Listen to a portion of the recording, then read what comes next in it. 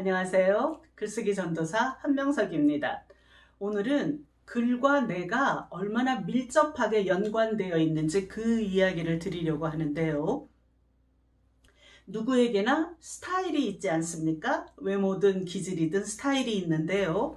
우리가 글로 쓰는 문체를 영어로 스타일이라고 한다고 합니다. 나의 모든 것이 빼박 글쓰기에 다 드러난다는 얘기가 되겠지요. 그래서 단순한 사람은 글도 단순하고 반대로 생각이 많고 복잡한 사람은 글도 그렇고 우유부단한 사람은 글도 우유부단합니다. 오래전에 제가 어떤 이의 글을 읽었는데 시작은 잘하고 중간까지도 잘 끌어가다가 끝만 되면 모든 글을 잘 모르겠다로 일관하는 것을 보고 깜짝 놀란 적이 있습니다. 그 사람의 실제 성격이 그랬거든요.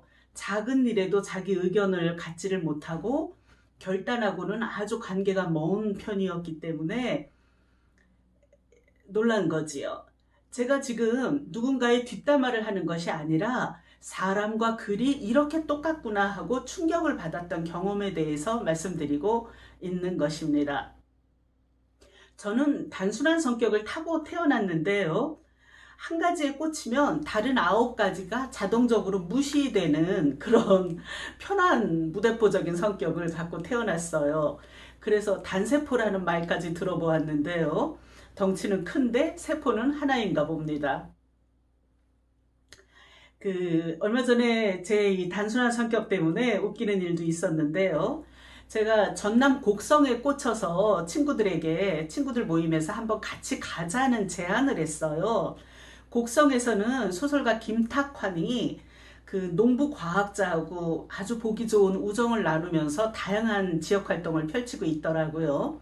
그런데 제가 곧바로 그 관심사의 우선순위가 바뀌면서 곡성에 대한 그 관심이 되고 낮아졌어요. 그런데 2달쯤 후에 이제 다음 모임에서 친구들을 만났는데 어떤 이가 내가 한 말을 기억하고 곡성에 한번 가자고 얘기를 꺼내는데 다른 누구도 아닌 제가 가지 말자고 했다는 거죠. 이처럼 저는 단순하기 때문에 그 관심사가 오래 가지는 못해요. 이제 제가 여러 성격들을 거론을 하면서 그 성격을 폄하하는 것이 아니라는 말씀을 드리기 위해서 저부터 이실직고를 해 보았습니다.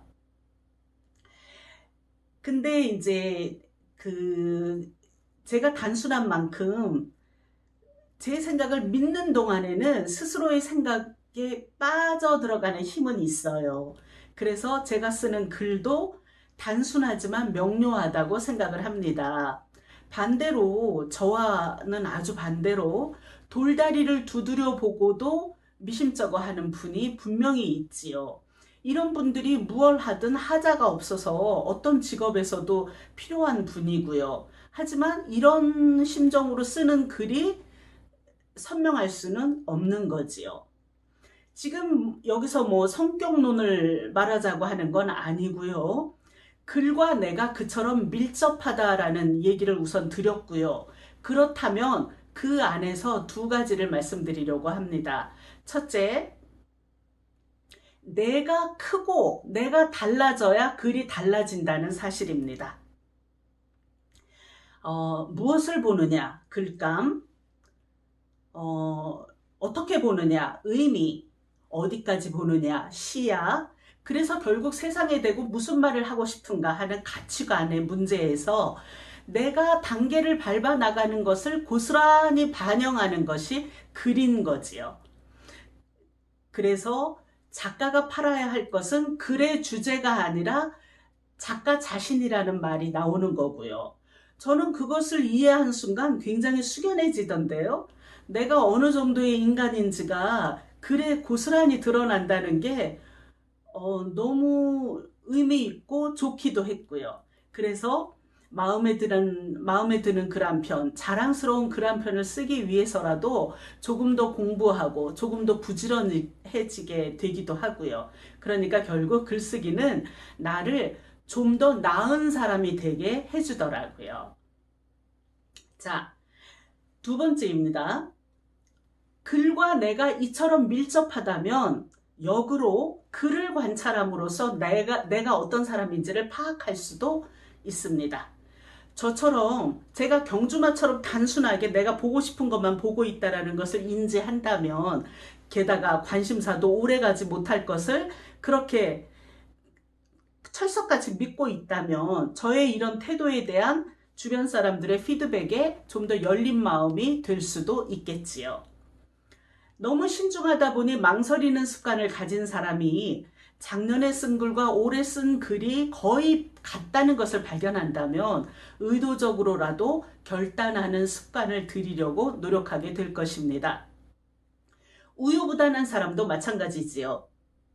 내가 이렇구나 하고 보는 순간 내면의 갈등이나 외부의 문제를 해결해 나가는 데 있어서 상당히 도움이 되리라고 생각을 합니다. 제가 뭐 자세하게 아는 건 아니지만 책과 영화를 통해서 본 것에 의하면 전문 상담자들이 내담자에게 긴 대화를 통해서 내담자가 있는 그대로 보는 태도를 장착하도록 그것을 최종 목표로 갔던데요. 그런데 글쓰기를 하면 그게 되는 거지요. 있는 대로 보기. 자, 이처럼 나를 반영해주는 글쓰기, 그리고 이처럼 효과도 막강한 글쓰기를 혹시 안 하실 이유가 있는지요? 글로 쓰면서 글감과 내가 한치의 틈도 없이 밀착된 것을 느낄 때가 있어요. 그러면 누가 불러주는 것처럼 받아쓰기만 하면 되지요.